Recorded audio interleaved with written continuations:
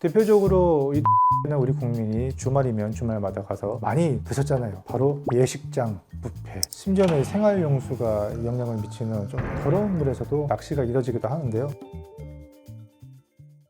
오늘은요, 우리 바다에는 살지 않는데 어느 순간 갑자기 들어와서 우리 식탁을 점령한 수산물 6가지를 소개해 드릴까 합니다. 우리 식탁에 오르는 수산물을 쫙 나열해 봤더니 무려 400여 종이 넘더라고요. 제 책에도 지금 420여 종 플러스 알파가 수록이 되어 있는데, 이 중에서 과연 우리 어렸을 적에는 없었으면서 지금 갑자기 밀고 들어온 수산물이 뭐가 있을지 한번 좀 속간해 봤는데 정확히 6종이 나오더라고요. 그것이 뭔지 한번 알아보도록 하겠습니다. 아마 이 중에서는 의외의 수산물이 포함이 되어 있을 수 있습니다.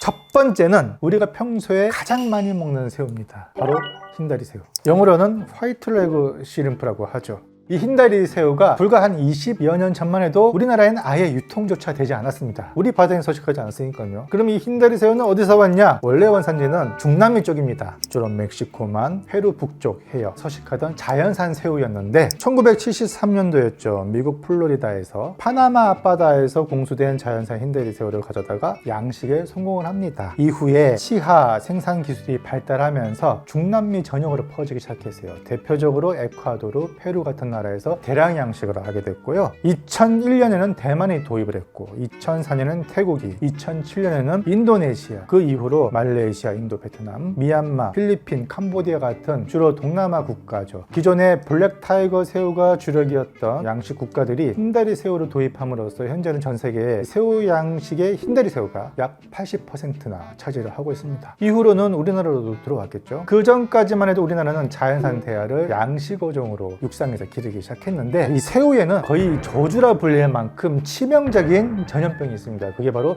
흰전 바이러스죠. 흰전 바이러스가 유행한 이후부터는 동남아권도 안 그래도 이 흰전 바이러스 때문에 골머리를 앓고 있다가 이 흰다리 새우를 도입한 이후부터 얘들이 그런 병에 굉장히 강하고 번식력 강하죠. 성장 속도 엄청 빠르죠. 그래서 도입을 하게 돼서 우리나라도 대하를 기르던 그 많은 어가들이 대하를 접고 흰다리 새우로 다 전환을 했습니다. 그때가 아마 지금으로부터 15년, 20년 전 사이일 것 같아요. 그래서 그 이전과 이후로 우리나라의 새우 유통이 완전히 달라집니다. 제 또래라면 기억하시겠지만 1980년도만 해도요, 바나나 하나가 500원이었습니다. 짜장면 한 그릇도 500원이었죠. 지금 짜장면에 8,000원, 만원입니다. 그러니까 약 20배 정도 차이가 나는데, 지금 물가로 따졌을 때 이 바나나 하나를 짜장면 가격에 드시기가 곤란하겠죠. 그 당시에는 그 정도로 비쌌던 게 이제 바나나고 또 하나가 새우였습니다. 왜냐하면 자연산밖에 없으니까. 그랬던 시절이 있었는데, 지금은 새우가 너무 흔해서 예전처럼 그렇게 엄청 고급 식재료로 인식하지는 않죠. 그래서 어떻게 보면 이 흰다리 새우는 인류의 축복입니다. 대량 양식을 통해서 아주 저렴하게 공급된 1등 공신이 아닐까 생각이 됩니다. 우리 바다엔 살지 않는데 갑자기 들어와 우리 식탁을 점령한 수산물. 두 번째는 바로 오만둥입니다. 오만둥이 들어보셨죠? 미더덕과 비슷하게 생겼지만 조금 더 오독오독 식감을 담당하는 식재료인데요. 미더덕은 사실 생산량이 많지 않고 가격도 굉장히 비싸고 봄철에 잠깐 반짝 판매됐던 거였다면, 이 오만둥이는 미더덕보다 더 많이 생산이 되고 사시사철 판매가 되고 있습니다. 불리는 이름도 다양합니다. 이 오만둥이를 지역에서는 만득이나 만디, 오만득이, 오만디 같은 이름을 불리는데, 사실 적잖은 식당에서는 이걸 그냥 또 미더덕이라고 잘못 불리기도 하죠. 미더덕은 그 바닷물과 체액이 포함되어 있습니다. 딱 씹었을 때는 엄청 뜨겁기 때문에 조심을 해야 되죠. 근데 또 그 맛에 또 먹기도 하고, 된장국이나 해물탕에 아예 그냥 국물을 터뜨려 놓으면 국물이 또 시원해지기도 하고 간도 맞춘 역할을 하죠. 반면에 오만둥이는 그 안에 수분을 머금고 있지 않아서 씹으면 조금 딱딱하지만 또 오돌오돌 씹히는 식감 때문에 먹기도 하고, 비록 향은 미더덕에 비할 수는 없지만 가격이 저렴하고 언제 어디서든 마트에 가면은 구매할 수 있다는 장점이 있습니다. 자, 이 오만둥이가 사실은 우리 바다에는 서식하지 않은 외래종이자 해적 생물이었죠. 왜냐면 그 양식장 그물에 타닥타닥 붙어서 이 바닷물의 흐름을 방해하거든요. 그러다 보니까 그 수많은 양식 어류들, 수산물들이 폐사하기도 했습니다. 그랬던 해적 생물을 유일하게 먹는 나라가 바로 한국이죠. 오만둥이를 먹는 나라는 한국밖에 없습니다. 거의. 원산지는 이것도 똑같이 흰다리 새우랑 마찬가지로 미국 동부해안, 멕시코만, 카리브해 주로 서식하던 녀석인데, 1950년 이후로는 무역 교류가 활발해지면서 대형 선박들이 전 세계로 오가잖아요. 그 평형수에 실려서 지금은 뭐 거의 전 세계에 다 골고루 흩뿌려졌다라고 보시면 되겠고, 지금 뭐 세계 어느 곳에 가도 오만둥이가 다 서식하는 걸로 알고 있습니다. 세 번째는 이건 조금 의외라고 하실 수 있는데요. 여러분 송어회를 드셔본 적이 있으신가요? 화천 산천어 축제나 평창 송어 축제 가면은 낚시로 잡아다가 회로 먹고 구이로 먹고 매운탕으로 먹고 그 송어의 대부분이 사실 엄밀히 말하면 국산 토종 송어가 아니라 외래종인 무지개 송어입니다. 무지개 송어는 원래 또 북미권에 서식하던 애였고 뉴질랜드나 북미권을 통해서 우리나라에 약 1960년이죠. 이때 베스와 함께 국민 식생활 향상이라는 목적으로 들어와서 양식으로 도입이 됐죠. 이후 얘네들이 우리나라 강이나 하천, 호수에서도 자생을 하게 됩니다. 지금 우리가 주로 양식을 통해서 먹고 있는 이 송어회, 송어 매운탕은 무지개 송어라는 외래종이라고 보시면 되겠습니다. 어떻게 보면은 이제 입지가 부쩍 좁아진 이 토종 송어를 대신해서 이 무지개 송어 양식이 활발하게 진행됐기 때문에 지금 이 송어회가 또 하나의 횟감으로 자리 잡지 않았나 이런 생각을 좀 해보고요. 물론 이제 축제에 대해서 논란이 많습니다만 이 축제로 인해서 지역 발전도 지금 일궈내고 있잖아요. 여기에 또 1등 공신한 것이 또 이 무지개 송어라고 할 수 있겠습니다. 네 번째는 민물고기입니다. 바로 틸라피아. 상인들은 역돔이라고도 불렀죠. 원래 이 틸라피아는요, 당연히 우리 바다는 물론이고 강에도 살지 않은 아프리카 동남부가 태생인 어종입니다. 그것을 태국이 한 1955년경에 식용어로 개량을 해서 도입을 했었고요. 그렇게 도입된 것을 우리나라가 수입을 해서 육상 양식을 하게 된 게 시초였죠. 이것도 먹을거리가 부족했던 시절에 이제 아마 식용어로 좀 개발을 해서 대량 양식을 하려고 했던 건데 지금은 우리 토종 생물을 잡아먹는 생태 교란종이 되어버렸습니다. 왜냐하면 또 이 틸라피아가 환경 적응력이 엄청 뛰어나고요. 번식력도 장난 아니고 우리나라 기후가 따뜻한 남부지방의 강하천에 서식하는 것은 물론이고 심지어는 생활용수가 영향을 미치는 좀 더러운 물에서도 틸라피아가 드글드글하게 산다고 해요. 그래서 거기서 낚시가 이뤄지기도 하는데요. 육상의 이 황토물이라고 하는 깨끗한 물에다가 틸라피아를 아주 깨끗하게 양식을 해서 인근의 식당으로 공급을 하는 양식 업체들이 또 있죠. 이렇게 위생적으로 길러진 또 틸라피아는 회를 비롯해서 구이나 회무침, 매운탕으로도 이용이 되고 있고 대표적으로 이 틸라피아는 우리 국민이 주말이면 주말마다 가서 많이 드셨잖아요. 바로 예식장 뷔페. 그런 뭐 출장 뷔페나 이런 데서 보면 저가 냉동 횟감을 쓰는데 거기에 상당량을 차지했던 것이 바로 이 역도매라고 불리는 틸라피아였습니다. 그럼 이 틸라피아는 국내에서 황토물로 아주 깨끗하게 양식된 그 틸라피아냐? 그건 또 아닙니다. 황토물에서 길러진 그 깨끗한 틸라피아는 지역 틸라피아 전문점으로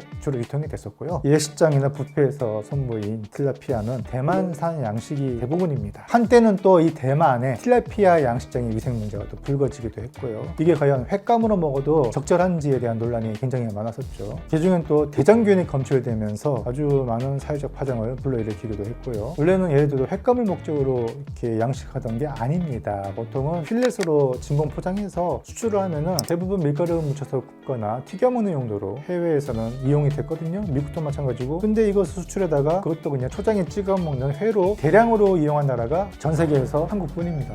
물론 미국, 캐나다를 비롯해 홍콩의 뭐 일부 식당에서는 틸라피아를 해동해서 초밥으로 이용되기도 합니다만 회로 먹는 나라는 전 세계에서 한국이 유일하다는 거죠. 또 한때 틸라피아가 회를 떠놓으면 도미랑 비슷하다는 이유로 도미로 둔갑해서 적발된 적도 있었습니다. 지금도요 온라인 쇼핑몰에서 도미살이라고 검색을 하면 틸라피아가 많이 나옵니다. 저는 그래서 개인적으로 이 틸라피아를 도미살이라는 이름으로 판매하는 것에 대해서는 좀 지양해야 된다. 왜냐하면 우리네 기존의 인식은 도미하면은 참돔을 떠오를 때가 많기 때문에 소비 판단을 흐리는 그런 명칭이라고 저는 생각을 합니다.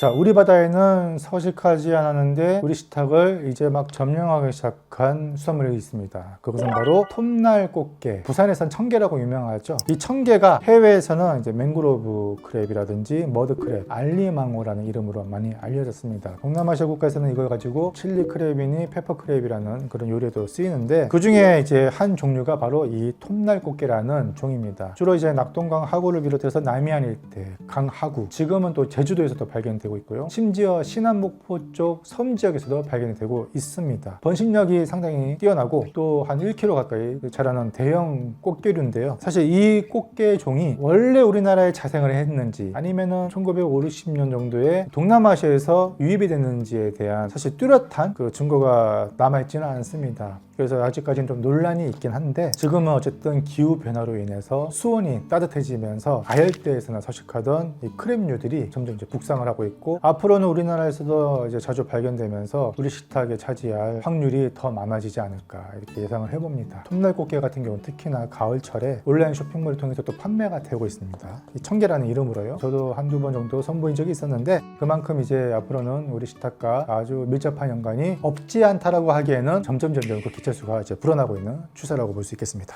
마지막으로 이건 여러분도 다 아시는 품목일 겁니다. 우리 바다에는 원래 살지 않지만 지금은 우리 바다 삼면을 전부 다 에워싸 버렸습니다. 우리 식탁을 점령했을 뿐 아니라 우리 바다를 전부 다 점령했던 바로 이 녀석은 지중해 담치입니다.